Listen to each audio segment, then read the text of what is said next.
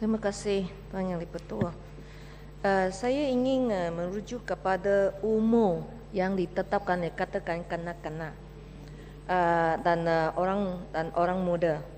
Di antara di beberapa rang undang-undang di mana definisi umur ini adalah berlainan. Di sini kita kata di dalam untuk menjadi seorang pengundi, dia hanya boleh berdaftar sebagai seorang pengundi apabila sampai 21 umurnya. Tetapi di sini kita katakan orang muda ialah 18. Dan di mana-mana rumah shelter, di mana untuk kanak-kanak yatim, anak-anak yatim, mereka hanya boleh sampai ke 18 umurnya. Dan selepas itu, di mana mereka akan pergi? Kerana 18 umur ini, ramai di antara mereka seharusnya nak terus pelajarannya, pendidikannya. Jadi di sini saya rasa ada perlunya kita selaraskan. Sekiranya 21 is an adult, dan semua rang undang-undang mesti melayangkan mereka yang di bawah 21 ini sebagai minor. Kerana undang-undang yang sepertinya juvenile di antara 18 dan 21, bagaimana kita nak layankan mereka? Adakah adil mereka dilayankan sebagai seorang dewasa apabila mereka terlibat dalam jenayah, tetapi on the other hand mereka tak ada hak untuk mengundi? Dan juga dalam Section 95 Marriage and Divorce Reform Act, di mana ibu bapa dikatakan boleh melepaskan tanggungjawab sebagai ibu bapa apabila anaknya sampai umur 18. Tapi ataskan alasan yang sama, saya rasa kita perlu meminta akta Section 95 ini, supaya ibu bapa mesti bertanggungjawab untuk anaknya sehingga anaknya habiskan pendidikan sekurang-kurangnya universiti, sampai anaknya dapat first degree. Kerana dalam zaman sekarang first degree, zaman sekarang anak yang tidak ada sijil ataupun kelulusan universiti, saya rasa masa harapannya adalah kurang cerah.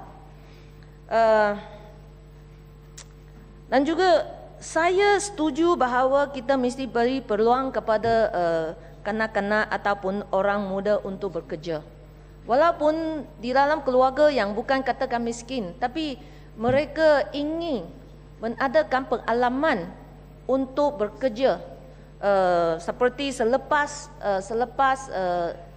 pada masa waktu sekolah, dan mereka selalu bekerja di fast food chain.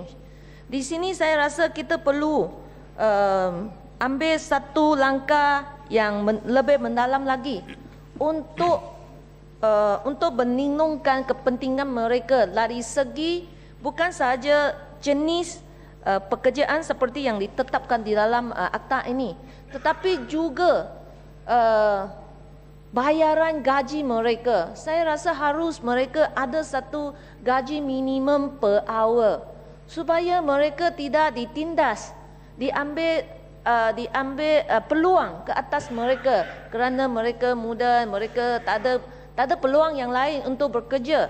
Jadi saya harap untuk menggalakkan budak-budak ataupun anak-anak kita untuk rajin ingin bekerja, mendapat sedikit pocket money untuk mereka sendiri.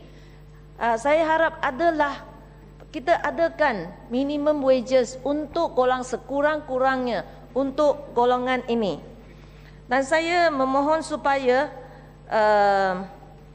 akta-akta yang lain yang perlu dipindah supaya umur ini diselaraskan, khasnya anak yatim yang berada di pusat-pusat perlindungan ataupun rumah-rumah yang disediakan oleh kerajaan. Kalau di pusat-pusat yang disediakan oleh NGO, kerana selalunya peruntukan tak cukup, jadi mereka perlu bekerja untuk menambung perbelanjaan di pusat itu. Dan di sini saya rasa adalah perlu kita memberi perhatian yang khas kepada golongan kanak-kanak dan orang muda ini. Kita harus adakan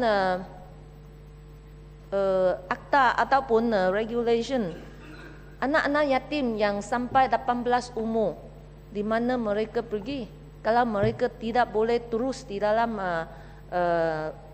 rumah perlindungan itu.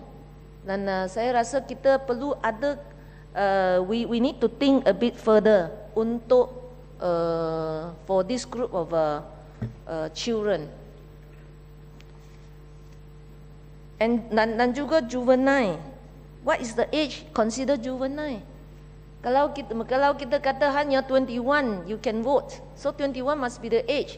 Jadi the kerajaan must decide which is the age to define as children. Thank you.